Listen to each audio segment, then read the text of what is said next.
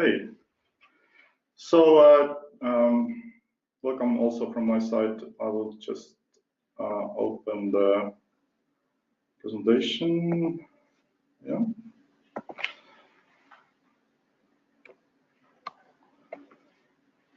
Can you see it?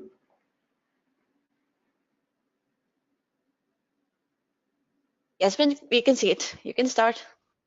Great. So it's a little bit weird experience for me to speak with the computer. Usually I speak with more people in the room. Right now I'm just alone in our communication room. But yeah, we can handle. So my presentation is focusing on the process rather than the project. These activities are financed by different local, national, and European initiatives. If we have time at the end of the presentation, we can shortly talk about also the project side of the things. But I would like to use this very good opportunity to talk about the process of one city in Estonia moving towards the sustainability. And we will discuss several dimensions of this process, and all of these are right now very relevant because we are composing putting together a strategy for a sustainable future. This is a new energy plan that we are doing with integrated methodology, combining all those different aspects. And unfortunately, because of the time limits, I'm not able to cover all the aspects of the sustainability. I'm focusing on some of the more distinctive ones that could resonate with the situation in your communities also. So that was the logic in putting this presentation together. And I would like to start with a short question about what are the challenges of sustainability in your mind today. So if we can do the poll, please.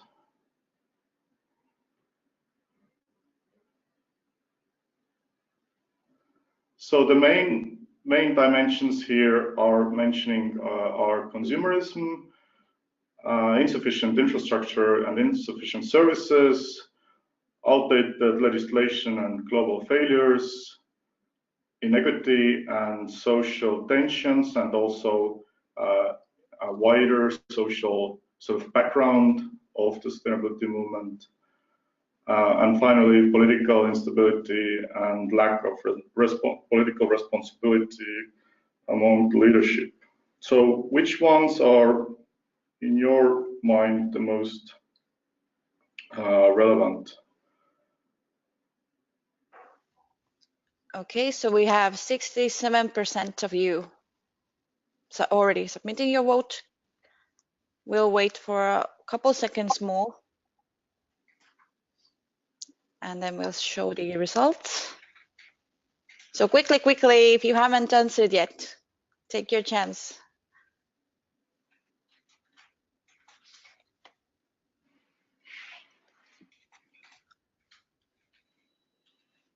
Okay, now we have 75%.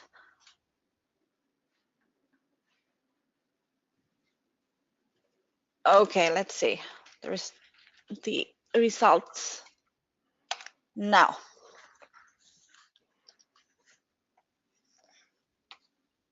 So 33% of you indicated outdated legislation and global failures. None of you indicated inequity and social tension, which is interesting, but all the other three responses got equal amount of votes, 22% each.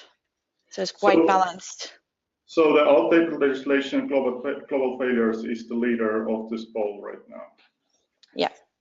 Yeah. Yeah, we are thinking quite globally, and in many days of the week, I feel the same. It's my background is in energy engineering. I was trained as an engineer, as a technical expert. Now I've been moving towards more of the development world and consultancy, and I also work with the students I teach in our local University of Applied Sciences. And this global resonance, this is what we feel in our work quite daily. So how can I go back to my, this is something that I have to do from my side to go back to my presentation? Yes, you have to go back to your right place. There you go. Yeah, so I'm coming from Tartu, Estonia. I'm working for a regional energy agency here, and I've been dealing with sort of sustainability issues for the local communities for more than 10 years for now. And just to give you a little sort of background of what is happening in the world at the time when we are working on the sustainability issues. We have these big topics that are so much more important. Like if we are talking about things that are happening in the media or in the communication systems, in the social networks, there are big topics of that are so relevant and have such a huge coverage in global media. So the question of the sustainability is somewhere a little bit pushed aside in many cases, and I call this space, this area that these topics inhabit, the pockets of sustainable innovation. And this is just a brief background. We will come back to this at the end of the presentation also for additional info, but please also, this is a little reality check. This is what people are thinking when we try to convince them that they should buy an electric car or change to solar power. So some of the specific challenges that I have faced and I have sort of collected over the years working in the field of sustainable energy development. First of all, whenever we are providing new ideas or innovative ideas about how the society should consume energy or how it should be more efficient or more sustainable, these messages are always competing with some other messages. And what we see all the time is that these other messages are, they have much stronger presence in the media, usually compared with the ideas of sustainability. And because of this everlasting presence, I'm calling these competing ideas almost like spells. So it's almost, I have to use almost the language of the Harry Potter here and witchcraft. These are the huge messages that are able to that are so loaded that they are able to switch people on and off much more effectively compared with the ideas of sustainability. Of course, what we see, especially in Eastern Europe, because we are in many ways in a developing stage, we see huge peer pressure from more developed Western countries that have the idea of the consumption, the idea of that we should consume, and this is how the economy is working. So and this is something that we have been looking, up towards for the last 25 years. Dreaming about the day when we can buy the same amount of cars and have the same amount of personal space or housing for ourselves as people in Germany or in France or in the United States of America. And this is very interesting because this brings us to the next challenge, which is sometimes we almost feel that we have this right to consume. And this is something that's quite difficult to face, because if people are feeling that consumption is somehow their universal right, part of the human rights package, which it isn't, but in many ways people feel this way, then it's very difficult to approach them with the message that we should somehow consume less, because this generates automatically a negative response. That what do you mean consume less? We have the right to consume. This is how the modern world is functioning. And of course, this right to consume attitude, it has a wider background in the social norms, and specifically what I call me versus us dilemma, which is that especially in the developing societies, the roles between the individual and the community, or individual and the collective, are not fixed as they are in older democracies, but they are negotiable. So I can take a little bit more rights to myself when I see the opportunity, and I have no moral sort of problems with that. I can feel that I should have a parking space in front of my window, and I don't care if children want to play there. I have the right to have my car, in front of my bedroom window. So these kind of attitudes, they can again enforce this right to consume mentality that makes the world of sustainability a little bit harder to communicate for the people.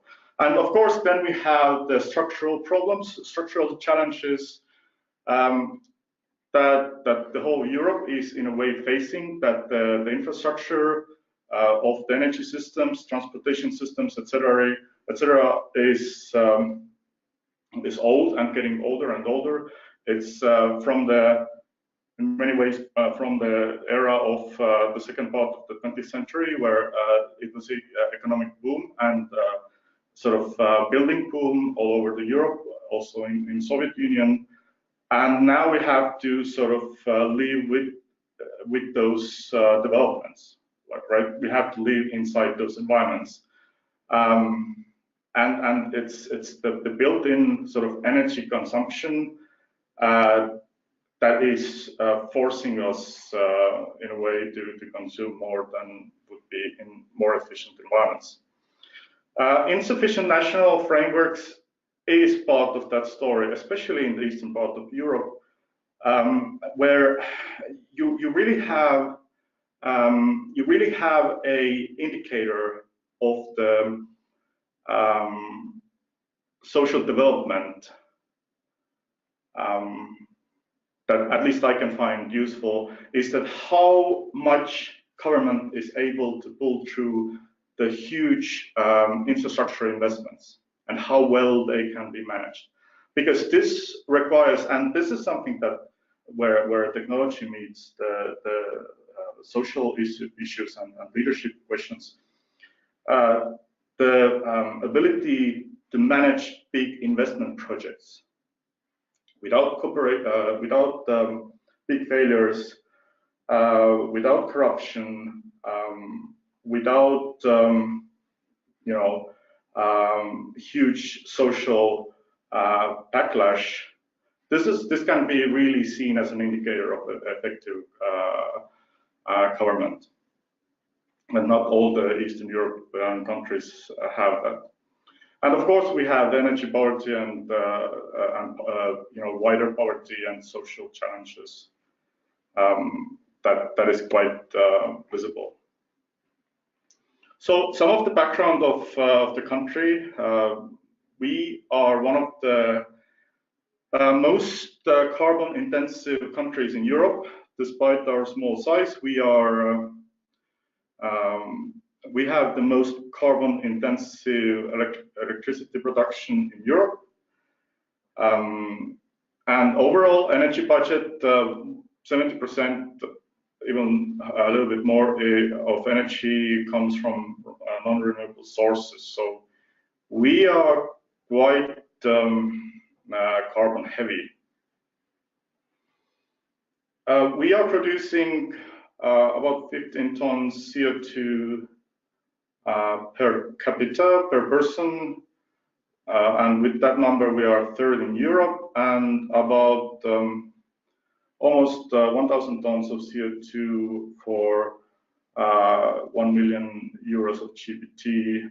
This puts us in a second position of most energy intensive economies. Sorry, CO2 intensive economies. And in energy intensity, we are also in the second place in Europe. So we have this sort of national framework that is no way sustainable in modern terms, right? It's wasteful, it's carbon heavy, it has very sort of visible social and environmental problems in some of the regions of our country. So what can we do about it? How can we develop our sustainable city inside of that framework? So that's really the big question here. What we see us is that we are leading the wider sort of energy transition process, transition towards low carbon economy in Estonia, because we have implemented the measures to reduce the carbon emissions in our region. We have a higher share of renewables in our consumption, and we are growing that steadily. So right now, our sustainable energy production is based on small cogeneration power plant, about 100 megawatts. And we are supporting that with the new developments, planning out and installing small PV plants all over the city. And right now we also have planned to develop a large scale solar power plant near the city with the installed capacity of 50 megawatts of PV panels. Right. So this is really something that we are doing despite the sort of national background, and it's this sort of opposition almost with the national targets and national activities makes our life a little bit more interesting, I would say, but also it has its own specific challenges. I don't want to go into that topic too much today, but this is one of the areas how the municipalities today can improve their sustainability over the wider environment where they're situated. So I would like to go on with the mobility questions. This is something that is maybe the biggest challenge for us. This is something that mobility is something that we cannot be so proud of, and we cannot say that we are leading the energy transition in that area. Our car ownership has increased tremendously over the last 15 years. This increase has been constant, and it's very difficult for us to turn the tide back.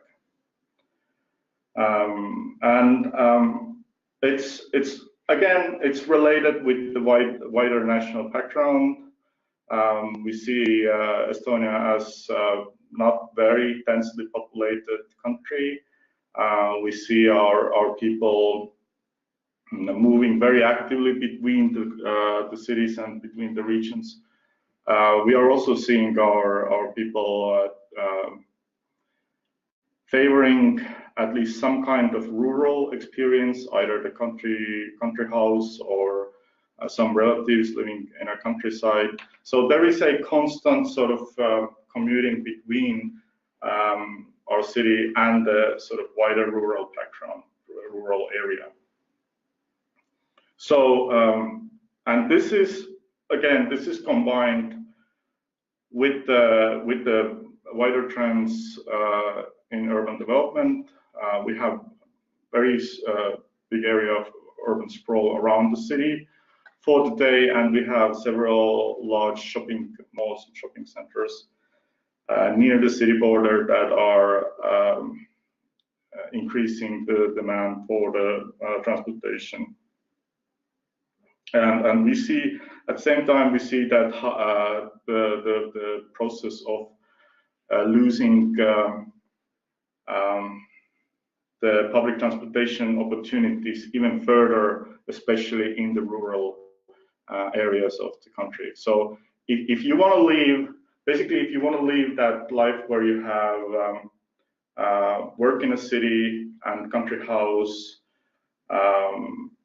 somewhere in a rural area, you almost have to have a personal car to make that happening. And of course, this all adds up to the transportation situation in the city of Tartu. What we see also as one of the major problems is that the transportation system is very sort of focused on the strong people. It's not so much helping the people with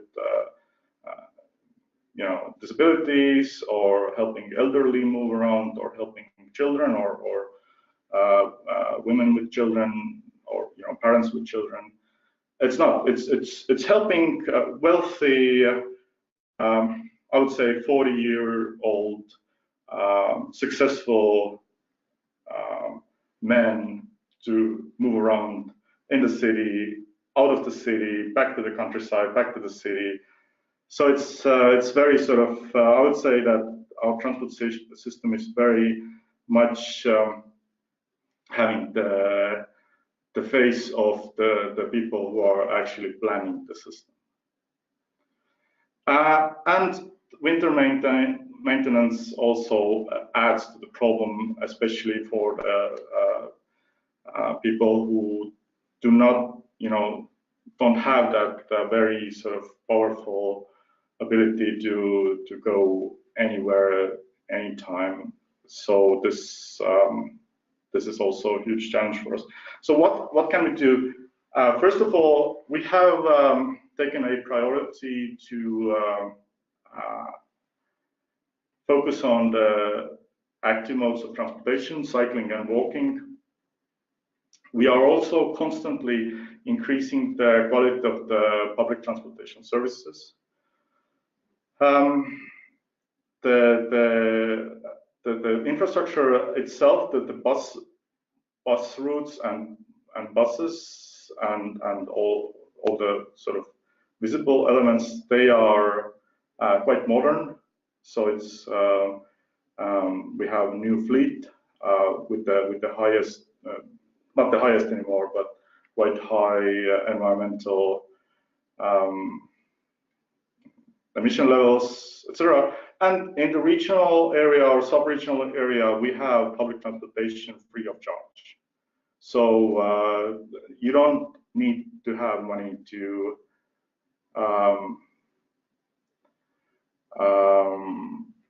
go to the countryside with the public transportation if you have the connection. And we are also moving further, implementing city bike services. This will come in the summer of 2019. Also in electric bicycles, and we are widening the electric car public charging networks with the rapid chargers. So to go on with the sustainable housing, we have our challenge is the big fleet of Soviet-era housing. 72% of all apartments in Estonia are in this type of buildings. With the energy performance standards that are not really up to date. These buildings are wasting energy. They don't have good indoor climate, and they are, in terms of the living environment, they are not the best places to live. But the refurbishment is expensive. It's and also not many people understand the need of the renovation. So this is also related with the fact that we are, in a way, aging community, and yeah, not many older people want to make the 20-year investments for a full refurbishment of the buildings. There are national grants that can help. Right now, at this moment, none of these are available, but they open and close.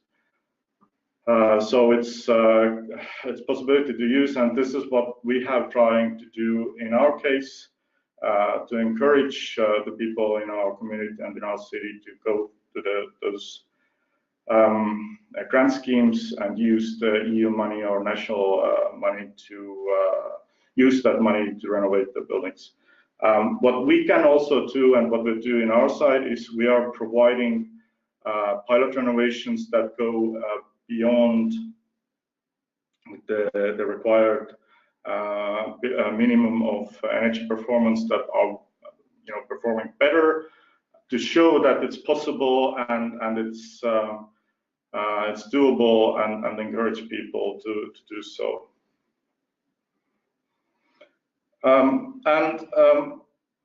One of the last topics today, I would like to say a few words about the circular economy, which is maybe mostly related with this global background that we started our discussion today. We are very bad with the waste. And there are several reasons for that. One of them is that we have to learn very fast. I mean, historically, we haven't had such a huge amount of materials, goods, and things flowing into our community and changing to be a waste few years after. This is what we call the consumption cycle, and this cycle, from when you go to the shop and buy new refrigerator or buy new furniture or computer or smartphone, and the day when you throw that out to the garbage, this cycle, this time period is getting shorter and shorter, which means that we are increasingly pumping goods and materials through our consumption system. And of course, the things don't disappear just because we ending up using them. They will end up somewhere, and you know, in worst case, they will end up in nature, you know, as a waste or as a pollution even. So this is something we want to face more in the future. There are some things that we can do. We can reuse things. We can repair things. We don't have to throw away things that are broken. We can repair them. We can hack them. And I told about this a little bit later. And we can recycle. We can recycle materials, or we can recycle components. We can take things apart and put it together without destroying 95% of the materials that usually happens when we recycle materials. This is the sad truth of recycling. So what I mean by hacking, one of the trends that we see, and this is global, this has nothing to do, you know, with us or our attention, is something that is called planet obsolescence. And this is really what it really is companies getting into this fast consumption cycle, saying that, all right, if people don't want to use, you know, the things that we produce, if people don't want to use them more than 1 year, we shouldn't make them lasting more than 1 year, right? And if you do that, like if you put you know, products on the market that won't last more than 1 year, of course, it's very difficult to even use them longer. But there are ways to do that, and this is how people are hacking. The most prominent example is maybe the smartphones, you know, the expensive smartphones, for example, that Apple is producing, that have battery built into the machine itself or device itself. So there's no way how to change the battery as a consumer. And this type of batteries, they have the life cycle of, you know, 2 years, usually less. After the first year, you start to see your phone slowing down. So what do? You either go to the shop and buy the new one and throw the old one out, or you go to the guy who is good with tools, basically who is hacker, and who opens the device and puts new battery in. And this is what you can do also now in Apple. But this opportunity is for us there because people started to do that without the consent of Apple, and Apple just, you know, gated that demand back to their shops and basically providing that service. But this is with many things. Basically, the regulation of the production these days is getting stricter and stricter, and we are coming into the point where basically almost all the attempts to repair something legally is hacking. It's not encouraged by the producers, by the companies who are producing those things, and community has to find their own way how to deal with. This is very much electronic based activity, but you can do very interesting things also with the furniture or with the construction materials. if you're willing to. And the second thing that we try to do, almost as an opposition of the global trends, is to encourage the local sort of sustainable production modes for local food, of course, which is, I think, the most relevant for every one of us. We want to have good local food because it's healthy and good for us. But also for material industry, we are very sort of fond of timber as a material. So this is what we also try to encourage in our region. Drug development, we have established an open workshop, a makerspace in our community where people can come and develop their own or build their own products, etc. And this a little bit brings us back to the, this idea of pockets of sustainable innovation. That sustainability almost is a sort of little bit underground activity or a little bit restricted with the global trends, that you have to provide the possibilities, but it will happen somehow under the radar of the big things. So to conclude, we are developing a integrated energy plan that will include all those aspects that we just discussed about, and this will be called Tartu Energy 2030 Plus, and we are implementing several sort of modern concepts of the planning, integrated planning, and also we are implementing sustainable energy and climate action plan methodology that is provided by the Covenant of Mayors. We are also part of the Covenant of Mayors starting 2014.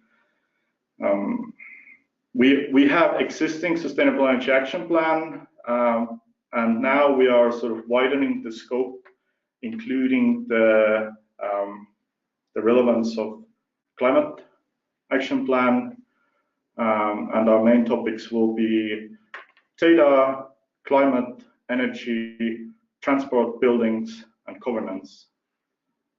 We are also focusing on public engagement, and we are providing a platform for third parties to make their own agreements, supporting the plan in municipality. The non-governmental private sector, they can come up with their own long-term emission agreements to say that we will help to municipality to become more sustainable by doing these things. And one of the ideas that we are adding to the sort of standard planning procedure is the idea of the forerunners. So for the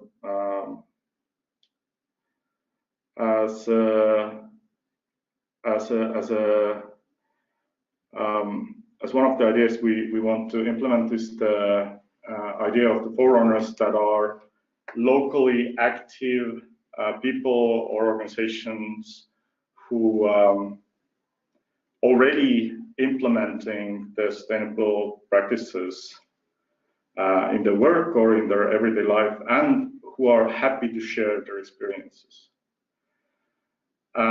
So these people, the people who are already using electric cars or installing PV panels to their houses, or promoting active modes of transportation, using bicycles or just walking, they are immensely usable source of insight how these new concepts and new ideas can be implemented in real life. What kind of challenges there are? What can we do right and what can we do wrong? So what we try to do is to include these people in our processes, in our planning procedures, to give them a voice to share their experiences and to inspire the community around them to use, implement the same ideas or the same technologies. And also, it's very important. Not only we need their help, but forerunners also need our help.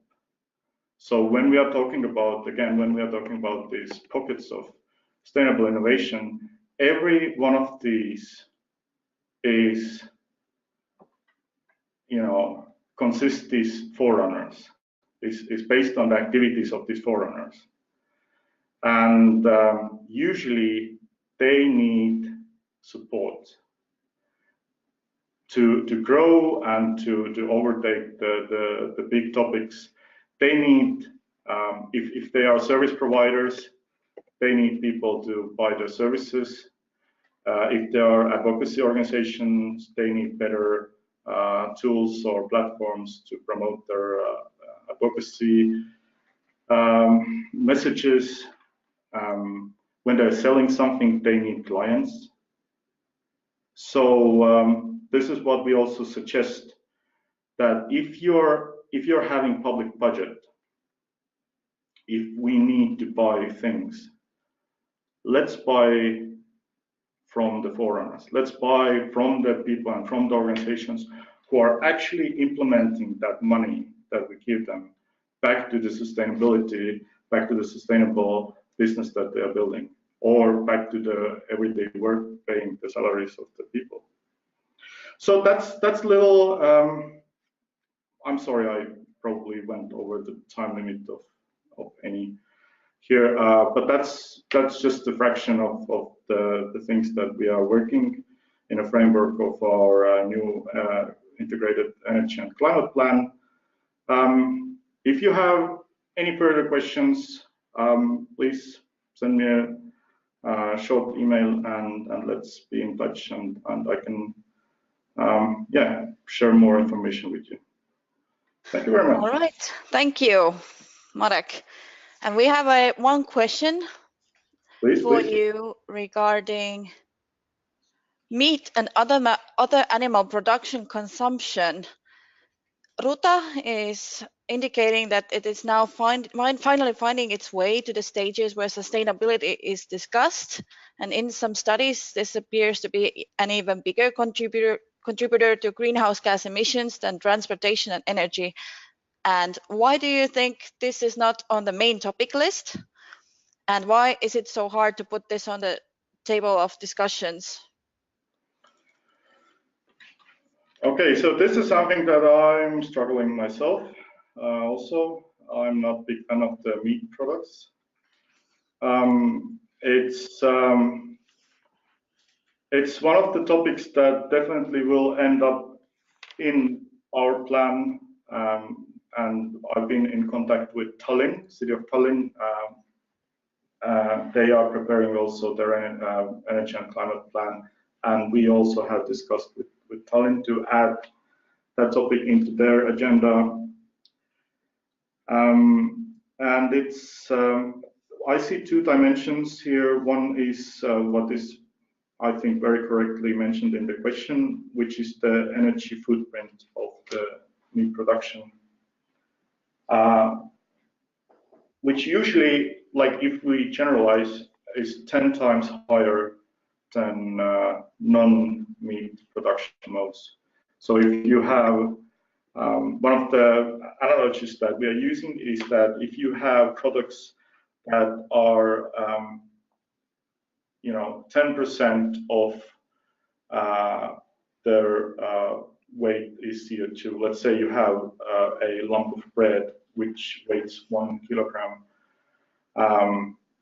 roughly, 100 grams of CO2 is produced when you produce lumber bread.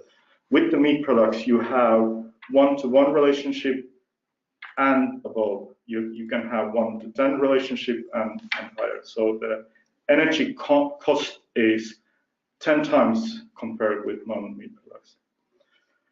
But the message, how we can communicate to that community, to the communities, is very difficult. I mean, people have to be ready to that discussion. But there is this other dimension, which is the cruelty and inhuman way these animals are treated, and this has to stop. There should be no discussion about this, how these animals are transported and how these animals are kept in their facilities and how these animals are killed. So these are the things that absolutely, without no discussion, has to change. Okay. All right. Thank you. And